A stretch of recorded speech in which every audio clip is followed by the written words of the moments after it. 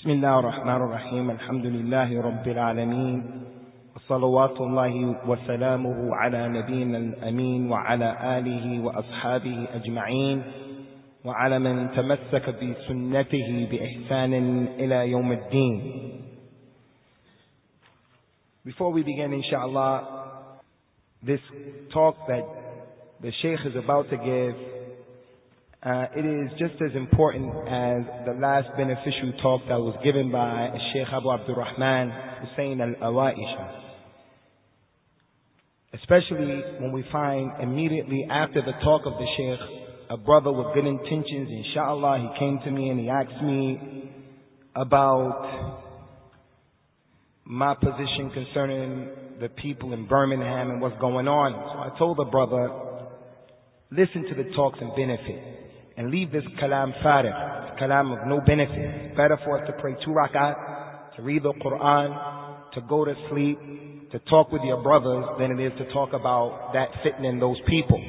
Because it'll do nothing but bring you further away from Allah and cause problems. Get your good deeds eaten up. So the Sheikh Abu Abdurrahman said something that was tremendously important. Inna lillahi. About saying what's going to benefit you. So we have now another one of those beneficial talks, inshallah, that's going to be given by our Sheikh that most of you know already. For those of you who don't know him, he is Abu Anas Muhammad Musa al-Nasr, who is from the Talamid or the students of Sheikh Nasr al-Din al-Albani, rahimahullah ta'ala. And he has spent over 25 years, a quarter of a century, being a student of Sheikh Nasr from 1973 to the year that he died. The Sheikh received his bachelor's degree from the Islamic University of Medina in 1991, where he specialized in the Ulum al-Qur'an, from the College of the Qur'an, as he is from the Hufaz of the Kitab of Allah Azza wa Jal. And for that reason, every time he comes on these trips with the other Mashaykh from Jordan, he's always the Amir of the trip, and he's always the one who they put in front to lead the Salah. And when Sheikh Nasr was alive, rahimahullah ta'ala, he used to take the Sheikh Abu Anas to lead him and the people in the prayer.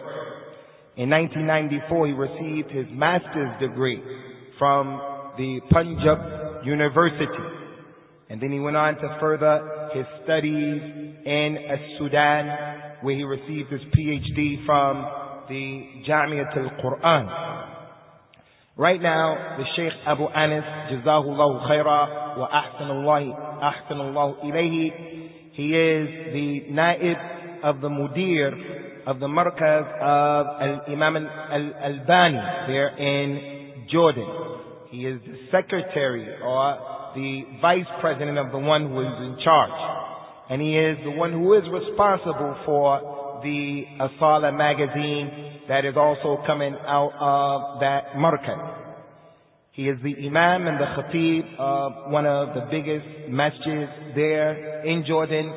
And he has, alhamdulillah, over 40 books that have been printed and about 30-something books that have not been printed yet, but they're waiting to see the light of the printing press. So he has well over 80 books that he has authored. So we have a qualified person before us, inshallah, someone who we know for his knowledge. And we ask Allah subhanahu wa ta'ala to give him and us ikhlas and the tasdeed and the tawfiq in our efforts.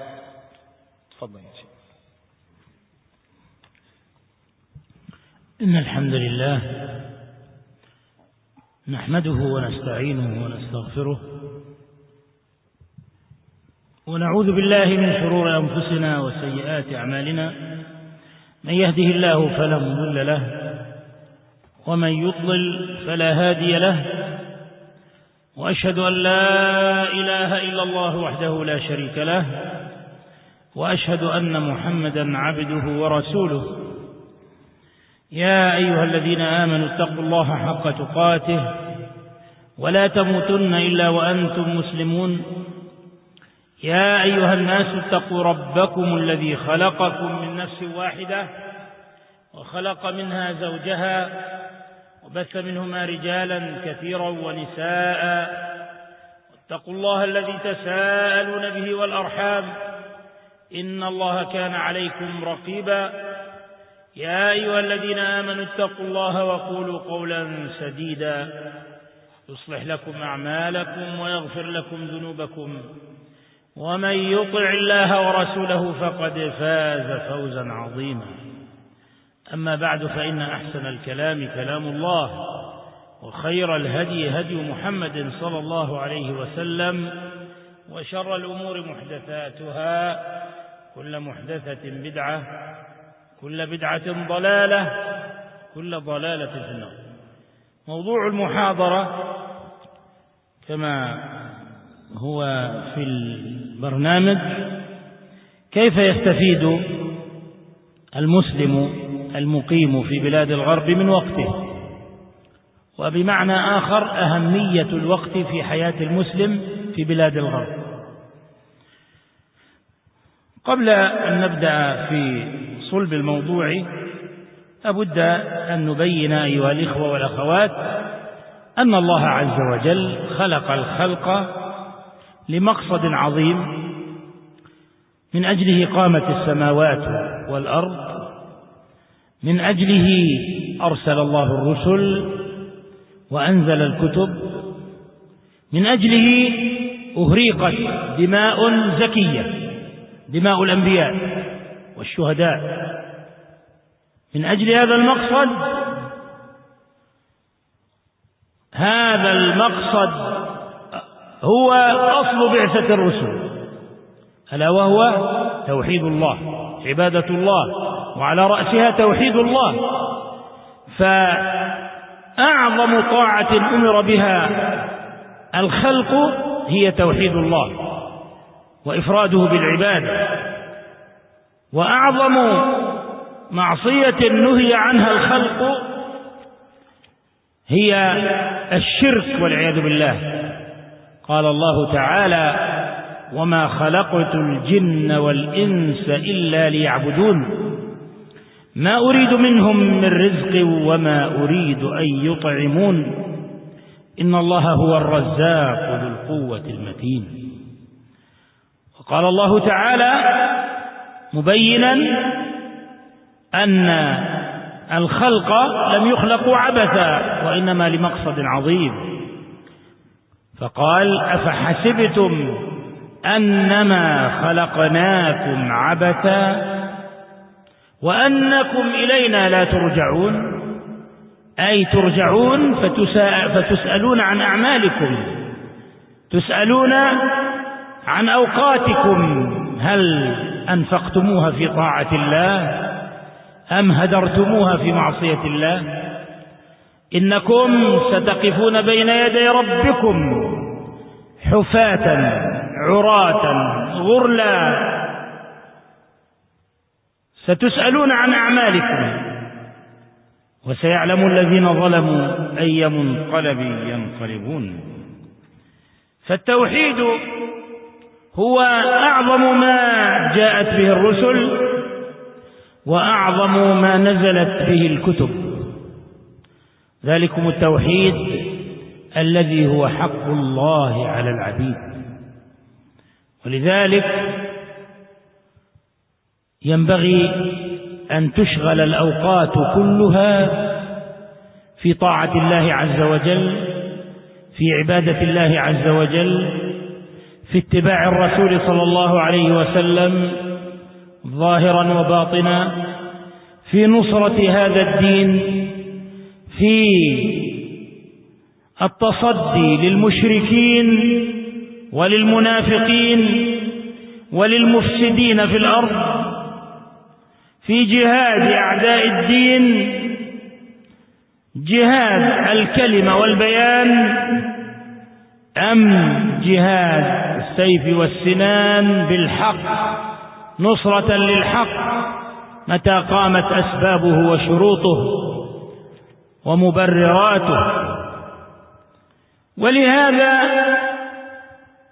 الله عز وجل أقام الحجة على عباده بإرسال الرسل، وعلى رأسهم محمد صلى الله عليه وسلم، وإنزال الكتب، وعلى رأسها هذا القرآن الذي لا يأتيه الباطل من بين يديه ولا من خلفه، الذي جاء تبيانا لكل شيء، الذي جعله الله هدى للعالمين واتباع منهج السلف الصالح الذين عبدوا الله حق عبادته، الذين عرفوا قيمة الوقت فجعلوا أوقاتهم كلها لله، في ليلهم، في نهارهم، في سفرهم، في حضرهم، في حركاتهم، في سكناتهم، كلها لله، صرفوها لله وأنفقوها لله، حتى كان الواحد منهم يقول لصاحبه: هيا بنا نؤمن بربنا ساعة، هيا بنا نؤمن بربنا ساعة. ولذلك ما كان أحدهم يعرف الفراغ، ما يعرف الفراغ في حياتهم، ولا يعرف الكسل في حياتهم، بل حياتهم كلها عمل، كلها جهد، كلها جهاد، كلها أمر بالمعروف ونهي عن المنكر، كلها عبادة وذكر وتسبيح وتلاوة للقرآن.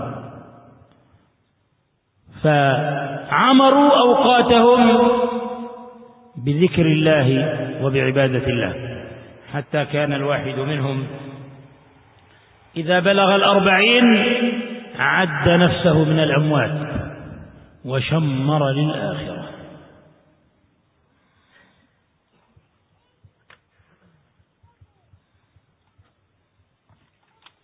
Sheikh began, brothers and sisters, by reading Khutbat al-Haja, praising Allah Azza wa Jal and sending the peace and salutations upon Rasulullah salawatullahi wa salamuhu alayhi. He said, today's lecture is what has been announced in the program, and that is, how does the Muslim who lives here in the West, how should he spend his time? And another way of putting it is the importance of time as it relates to the life of the Muslim here in the West. And before we explain the details of this issue, inshallah, we want to explain to you and let you know that Allah Azza wa Jal has created this creation, all of it. And there's a tremendous reason why He created the creation. And this reason is the reason why He built the heavens and the earth. And because of this reason, He sent the messengers, salawatullah wa salamuhu alayhi. And for this reason, He sent down the books, the divinely revealed books. For this reason, the innocent blood was spilled, the blood of the prophets and the blood of the shuhada, the martyrs. It is the original reason and the main source as to why Allah Azza wa Jal has sent all of His messengers and all of His prophets. And that is for the tawheed of Allah Ta'ala and the worship of Allah Subhanahu wa Ta'ala. And the greatest type of worship that a person can partake in is to establish this tawheed, to single Allah out and to make Him alone and one in your ibadah to Him. And the most severe and serious type of sin that Allah Ta'ala can be sinned against is for a person to fall into shirk, as Allah said in the Qur'an, and we have not created the jinn and mankind except that they should worship me. I do not want for them that they give me the rizq or that they feed me, but Allah is Ar-Razzaq, and He is the one who is almighty, and He is Al-Mateen. So in so many ayat, Allah Ta'ala has explained the reason why He has created the people. And the reason why He created them is so that they can worship Him and Him alone. As He said in another ayat, do you think that we have created you in mere play, for fun? No. Verily to us, you're going to return. The Shaykh says, so we have not been created abathan, with no wisdom, for no reason, haphazardly. You have been created for an important reason, and that is for the worship of Allah. So therefore, you're going to return back to Allah individually, and you're going to be asked about your actions and your deeds, and you're going to be asked about the time that has been allotted to you. Did you spend your time in the obedience of Allah, or did you spend it in committing ma'siyah? When one of us stands before Allah Ta'ala, we will stand before Him barefooted, naked, and uncircumcised, and individually to be asked about these issues. So at-Tawheed, the oneness of Allah Azza wa Jal, it is the greatest form of worship that anyone can do. And it is why Allah Ta'ala has sent His messenger. And it is the reason why He has also revealed all of the books. And the Tawheed of Allah Ta'ala, it is the haqq that Allah has over all of His servants. And therefore, it is not acceptable for them to take that worship and to give it to other than Allah Ta'ala. So therefore, as a result of this, you have to make it your business to spend your time wisely and beneficially. To spend your time in the obedience of Allah. To spend your time in doing the ibadat that Allah Azza wa Jalla has legislated. Spending your time doing al-ittiba, or following unconditionally Rasulullah sallallahu alaihi wasallam. Spending your time, whether it is in the day, whether it is in the night, whether it is open, whether it is secret, spend your time defending the deen. All of this is something that you're going to be questioned about. Spending your time to repel and to stop the kuffar. Spending your time to repel and to stop the munafiqeen, those who are hypocrites. Spending your time to stop and to hold and to repel the mufsidina fil ard, those who make fasad in the earth.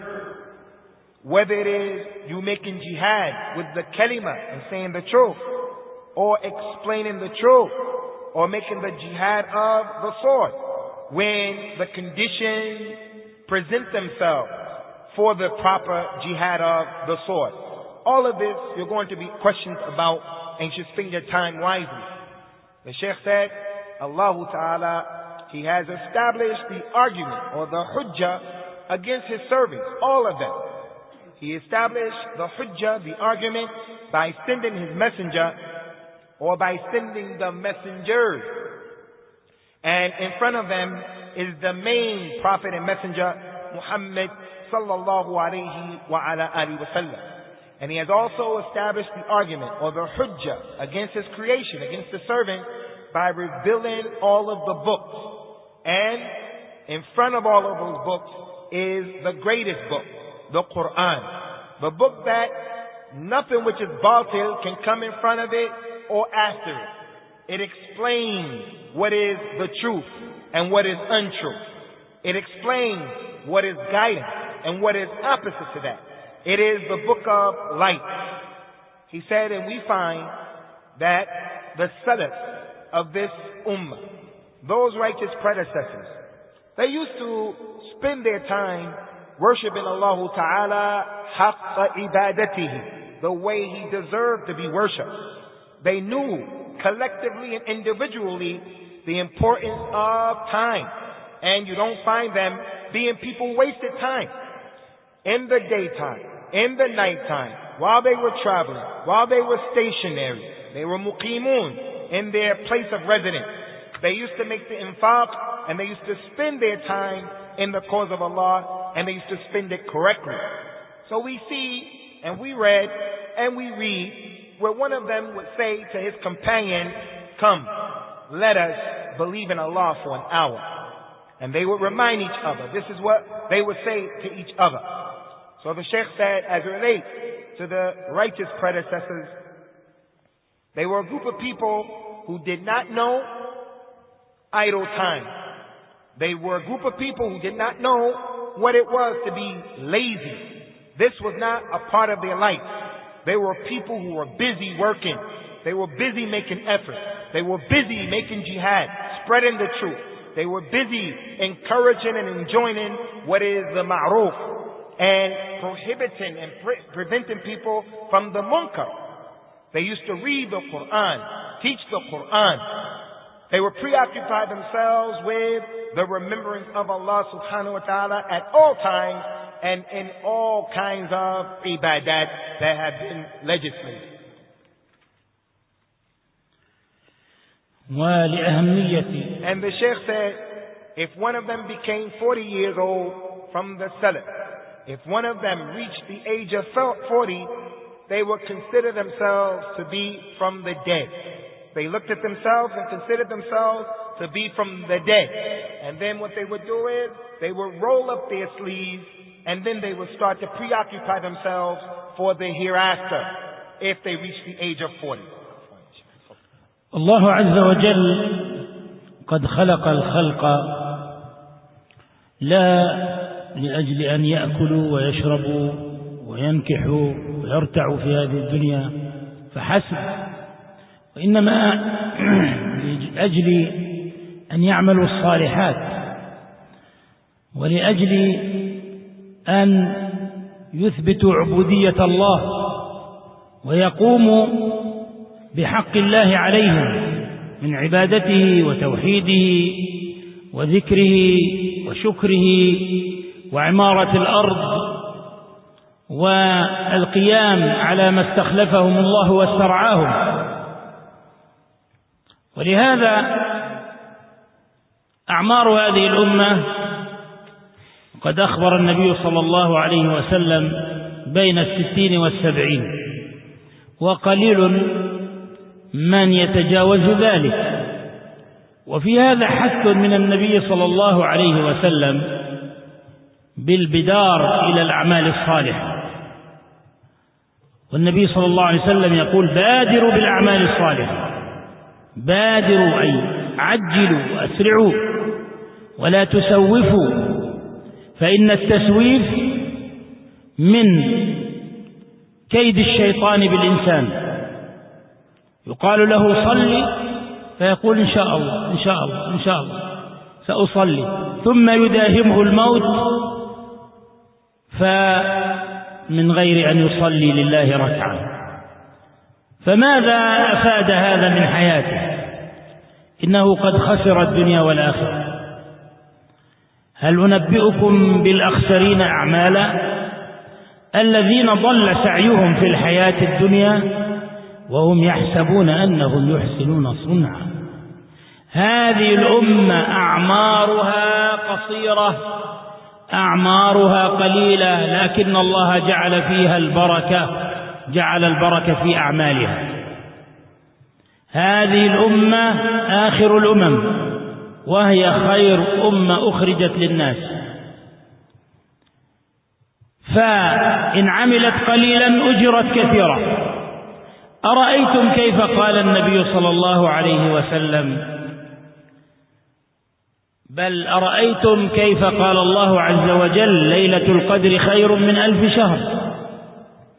فمن قام ليلة القدر إيمانا واحتسابا فكأنه عبد الله 89 سنة، لم يغفل عن عبادة ربه طرفة عين، كأنه عاش حياة رجل معمر. فكيف بمن قام 10 ليال من ليالي القدر؟ كيف بمن قام 20 ليلة؟ يأتي في صحيفته عبادة من عمر 1000 سنة أو أكثر. فلهذا هذه الأمة أعمارها قليلة، أعمالها كثيرة. الحسنة ب10 أمثالها. قال عليه الصلاة والسلام: أعذر الله إلى رجل أمهله إلى 60، يعني من أمد الله في عمره إلى 60 سنة فلا عذر له عند الله أن يقول: يا ربي ما متعتني بالعمر وما مددت في عمري حتى أعمل الصالحات وحتى أستفيد من الأوقات وحتى أنتفع من الأيام والليالي، فلا عذر له، لأن هذا الذي مات شابا قد يقول: يا ربي لو أطلت في عمري أكثر لعبدتك ولعملت الصالحات. وهذا الذي مات كهلا يقول: يا ربي لو أبلغتني إلى أن أكون شيخا لفعلت كذا وكذا. أما ذاك الذي متعه الله بالعافية وبالعمر حتى بلغ 60 فلا عذر له عند الله أن يأتي مفرطا مقصرا. ولهذا أيها الإخوة أهمية الوقت في الإسلام عظيمة. يقولون الوقت من ذهب، وهذه عبارة قاصرة، فإن الذهب له قيمة. الوقت هو الحياة، الوقت هو رأس مالك، الوقت هو حياتك، الوقت كالسيف إن لم تقطعه قطعك. ولذلك الوقت لا يقدر بثمن. إن النفس الذي يخرج منك لا يعود أبدا إلى يوم الدين. ولهذا هل أنت إلا أنفاس؟ فإن ذهبت أنفاسك ذهبت، وإن انتهت أنفاسك انتهيت. ولهذا عليكم بل علينا جميعا أن نحرص على أوقاتنا أشد من حرصنا على عيوننا وأرواحنا. إننا بحاجة إلى أن نحافظ على أوقاتنا وأن نشغلها في طاعة الله عز وجل وفي عبادته وفي كل ما أمر، أشد من حاجتنا للطعام والشراب والهواء. لأن الإنسان إذا مات جائعا فإنه محتسبا فإنه يكون عند الله مغفورا له، يكون في الجنة. أما إذا مات مقصرا مفرطا مضيعا لعمره، مضيعا لوقته، مضيعا لصلاته، مضيعا لدينه، فإنه قد خسر الدنيا والآخرة. وإذا كان الحفاظ على الوقت واجبا حتى لو كنت في بيت الله الحرام، فكيف الحفاظ على الوقت وأنت تعيش في مواطن الشهوات، في مواطن الفتن، في مواطن الغربة، في مواطن الغفلة، يحيط بك الكفر من كل جانب. لهذا قال النبي صلى الله عليه وسلم: مثل الذي يذكر الله والذي لا يذكره كمثل الحي والميت. الميت لا فائدة منه، ترتجى، ولا يعطي خيرا ولا يأخذ خيرا. الميت انقطع عمله إلا من 3 كما قال عليه الصلاة والسلام. الحي هو الذي يعطي ويأخذ ويدفع وينفع، وأجره جار عليه. ولهذا من جملة ما علمنا النبي صلى الله عليه وسلم أننا إذا دخلنا السوق فذكرنا الله فقلنا: لا إله إلا الله وحده لا شريك له، له الملك وله الحمد، يحيي ويميت وهو حي لا يموت، بيده الخير وهو على كل شيء قدير. في موطن الغفلة تذكر ربك يكتب لك عند الله 1000 حسنة، ويمحى عنك 1000 سيئة، وترفع 1000 درجة. ليس في حياة المسلم وقت فائض ليهدره فيما لا يعود عليه بخير وفيما يضره في دينه ودنياه. لا، إن حياة المسلم كلها مليئة بالأعمال الصالحة، مليئة بطلب العلم، مليئة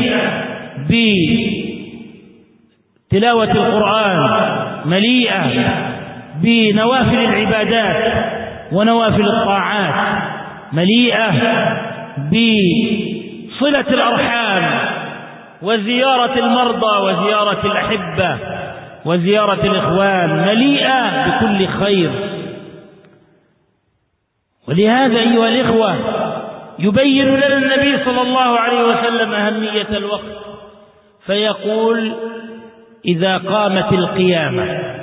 قامت القيامة على أحدكم وفي يده فسيلة، والفسيلة هي النبتة الصغيرة، النخلة الصغيرة. إذا قامت القيامة وفي يد أحدكم فسيلة فليغرسها. يعني لا يقول قامت القيامة وانقطع العمل وانتهى كل شيء، وأن لي أن آكل من هذه النخلة، من هذه الفسيلة، وأن لي أن أقطف الثمار، بل عليه أن يغرسها حتى وهو يرى القيامة تقوم، وهو في النزع يرى روحه ويشعر أنه انقطع من هذه الدنيا، يذكر الله وليكن آخر قول يختم به عمره: لا إله إلا الله. فمن كان آخر كلامه من الدنيا لا إله إلا الله دخل الجنة. والشيطان عدو الإنسان، حريص على إضاعة وقت المسلم في غير نفع، وحريص على إشغاله بالملهيات وبالشهوات، وحريص على تضييع أوقاته التي هي رأس ماله، رأس عمره، حتى يدهمه الموت فيخسر الدنيا والآخرة. Inshallah, ikhwan, we won't let the Shaykh go too far after this. He said concerning the third point that he wanted to make, that Allah subhanahu wa ta'ala has created the creation, and He did not create us, human beings, for the sole purposes of eating or drinking or marrying or enjoying the mata' of the dunya only. He didn't create us only for those things. That's part of the creation, but that is not the exclusive reason why we have been created. No, instead, He has created us so that we can come with the good deeds and the good actions that will benefit us, so that we can come with establishing the servitude to Allah Ta'ala, or the ubudiyah, being slaves and servants to Allah Azza wa Jal. And Allah Ta'ala wants from all of us to do our level best, to be people who worship Him, people who make the tawheed of Him, people who remember Him, people who bring the earth and give the earth life, people who take care of the responsibility of the khilafah, the istikhlaf that Allah Ta'ala has made the human beings responsible for here in this earth. And the Messenger of Allah, salawatullahi wa salamuhu alayhi. Brother, sorry, slowly, but can you just move forward slightly, the brothers at the front, and make some more room at the back? Jazakumullah khair. Very important point is that Allah's Messenger and His Prophet, salawatullahi wa salamuhu alayhi, He has informed us that the lifespan, Rasulullah sallallahu alaihi wasallam has explained to us and informed us that the lifespan of the majority of the people who are from His ummah is what is between 60 and 70 years old on average. Some people pass that, some people are under that. Some people go beyond that, some people are under that. But in general, he told us, this is the average lifespan of the person from his ummah. In telling us this, it is giving us preparation and knowledge of the importance of doing good deeds. And he encouraged us in so many ahadith to take advantage of the time and to take advantage of our lives, 60 to 70 years. He said, sallallahu alayhi wa sallam, hurry up and do the good deeds. So, in essence, he's telling us not to procrastinate. And don't say, sofa, I'm going to do it. Shaitan, this is one of the main tools that he uses. He comes to someone and he makes him say, I'm going to do it. So when it is said to him, pray, start making the salah. He says, I'm going to do it, inshallah, I'm going to start, I will pray. And he spends his time procrastinating until death comes to him all of a sudden. And when you look at his situation, he never performed a single rak'ah of what he said he was going to do. As a result of that, this individual has lost and he has destroyed his dunya and his akhirah. Allah Ta'ala said in the Qur'an, shall I not inform you of those people who are worse than their deeds? Those people who do the deeds and they think that they are doing good, but their deeds have gone astray. They missed the point. The Shaykh said, so therefore, ikhwan, in our ummah, the lifespan is short and the years that we have been allotted are very, very few. But despite that fact, from the rahmah of Allah Ta'ala upon us, is that He has put barakah in the life of the Muslim. For an example, how did He put the barakah in the life of the Muslim who has a short lifespan? We are the last ummah to come, and yet we have been designated as being the best ummah that was brought forth for mankind. We do a few deeds, our actions and our deeds, they may be few in number, but the reward for that small deed is tremendous, and it's mammoth. A glaring example of that is what Allah Azza wa Jal said about Laylatul Qadr. He said that Laylatul Qadr is better than 1,000 months. So any individual from this ummah who stands up and he prays Laylatul Qadr with iman and with ihtisab, looking forward, believing, looking forward to his reward for Allah, if he does it just one time, it is similar to someone who has been given the opportunity to live for 80 years, that one night, and that is a barakah. It is as if that individual who prayed that one night of Laylatul Qadr has lived the life of a man who lived so many years. Now, what about the individual who prays 10 Laylatul Qadr, 20 Laylatul Qadr? It is as if that individual, when he will be brought forth Yawmul Qiyamah and his scrolls are put before him and laid bare, it would be as if he lived to be the age of a man who was given 1,000 years in his lifespan. Another example of the barakah that has been afforded to us, and this is exclusive only for this ummah, is that Allah Azza wa Jal has made the hasana, one good deed. The reward of it is that you get at least 10 ajr for the one hasana. So the hasana is with 10 similar to it. If you do one good deed, you'll get in return at least 10 more hasanat as a reward. Another very important hadith and concept and issue that I want to inform you about is the authentic hadith of Rasulullah sallallahu alayhi wa sallam, who said that Allah Ta'ala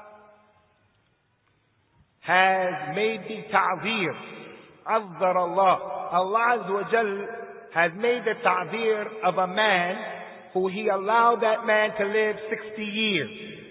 So the Shaykh went on to explain what is this ta'zir and what is the meaning of this hadith. The individual from this ummah showing the importance of the time.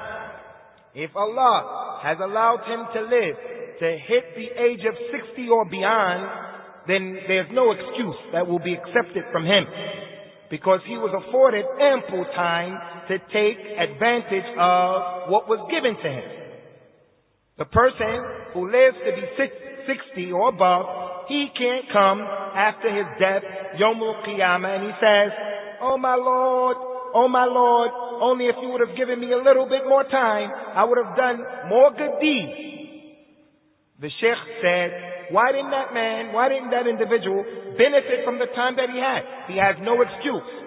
No excuse will be accepted from him, because Allah Azza wa Jal has given him 60 years to live on this earth.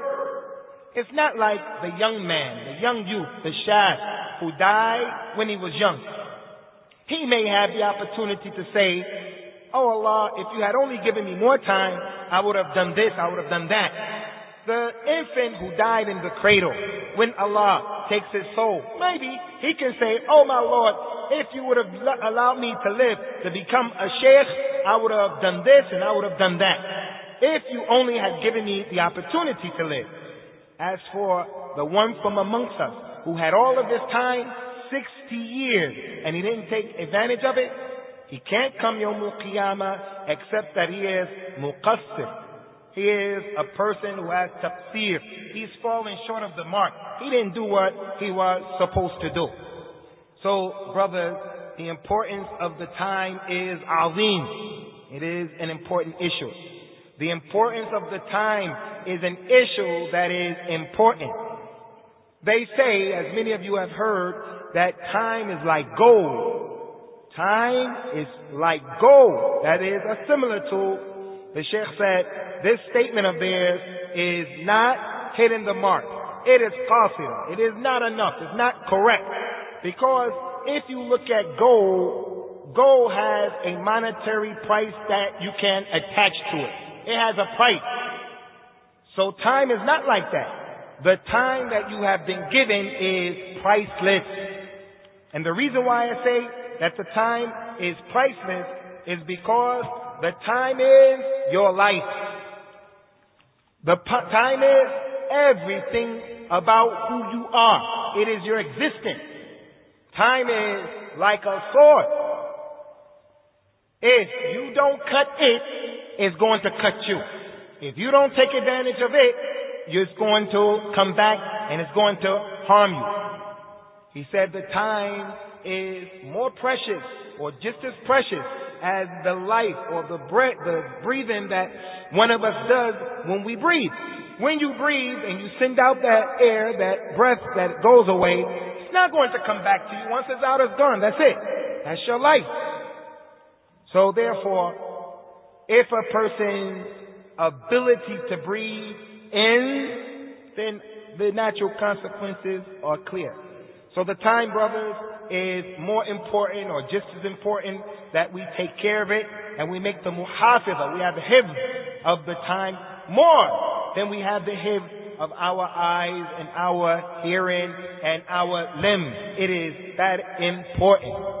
It's more important than the food that we eat. It's more important than the liquids that we drink. If a person were to starve to death as a result of not eating and not drinking, and as he began to die, he died seeking his reward with Allah. He'll get a reward. He'll get a tremendous reward. But if an individual, he died and he didn't take care of his time, he was an individual who allowed the time to slip away, he lost the time, he was negligent about the time, he wasn't concerned about the time, then this individual, unlike the one who died, being patient, this individual, he destroys and he loses his dunya and his akhirah. As it relates to our issue here today, if a person was in the sacred precinct of Mecca, he would be obligated to take care of his time. The time is important for him to take advantage of what he has been given. And he is in the sacred precincts of Mecca. What about the individual who is in a place like this, the place of desire, the place of disbelief, the place where on all corners he is surrounded by kufr. He's surrounded by that which takes him away from the remembrance of Allah Ta'ala. The Prophet says, sallallahu alaihi wasallam, about the condition of some of these people, verily the example of the one who remembers Allah and the example of the one who doesn't remember Allah is like the example of the one who is living and the one who is dead. That's the society, the environment that we're living in. As you all can testify to, the one who is dead, the one who has no life, he cannot benefit. He cannot give good. He cannot do anything except what the hadith said, that if the dead person dies, all of his actions cease to continue with the exception of 3. Other than that, he has no benefit. He gives no benefit. But the one who is living, the one who is alive, the one who is taking advantage of the time, he's the one who can give. He's the one who can repel. He's the one who can prevent.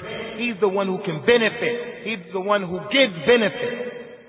So, with that being the case, ikhwan, the Prophet sallallahu alaihi wasallam has encouraged us to take advantage of our time that has been given to us.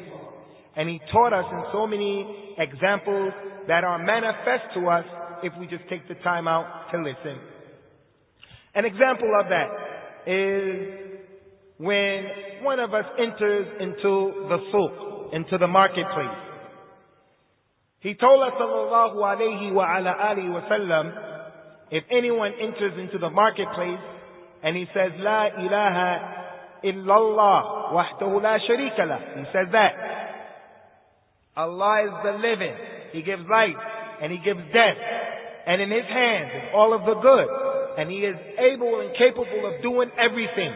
If a person says that, when he goes into the suq, he will get 1 million hasana written, 1 million sins taken off, 1 million levels he would raise up.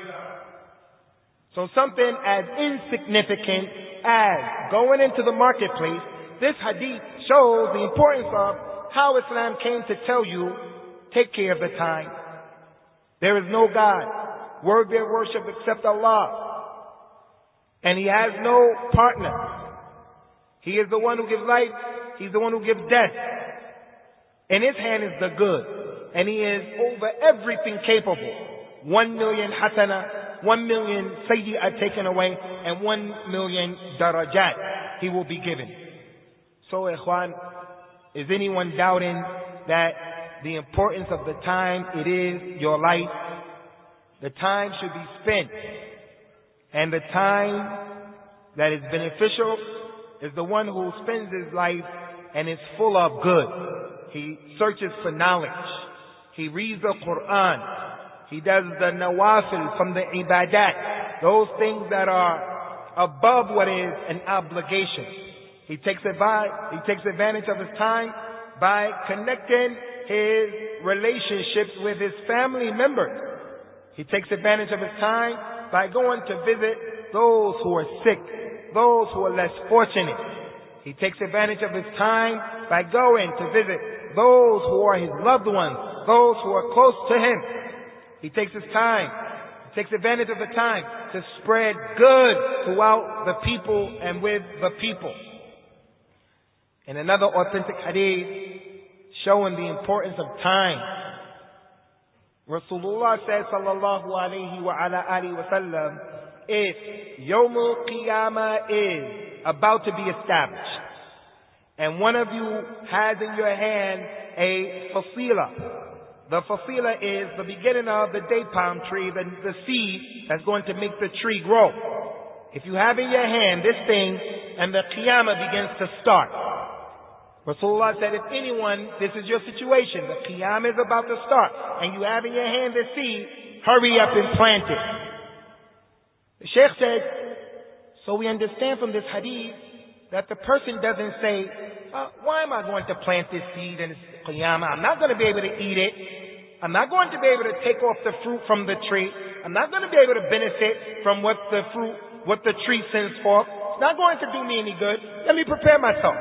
The Shaykh said this is the preparation. This is the meaning of the hadith, telling us and showing us the importance of taking advantage of the time regardless of what's going on. So you go and you find yourself a masjid, a place of worship. You go to that place, you remember Allah subhanahu wa ta'ala. You're in that masjid.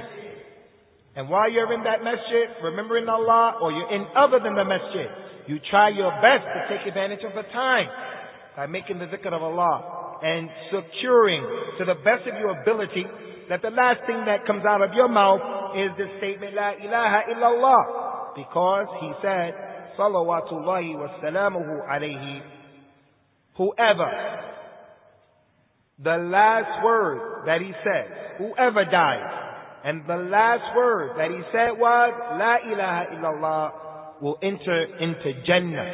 Take advantage of the time. And beware of a shaitan. Beware of the devil. A shaitan, he will preoccupy you, make you busy with what does not benefit you.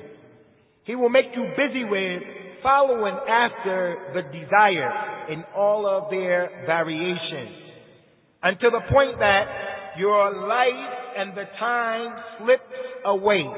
And before you know it, you're confronted with your death. So take advantage of the time and beware of a shaitan.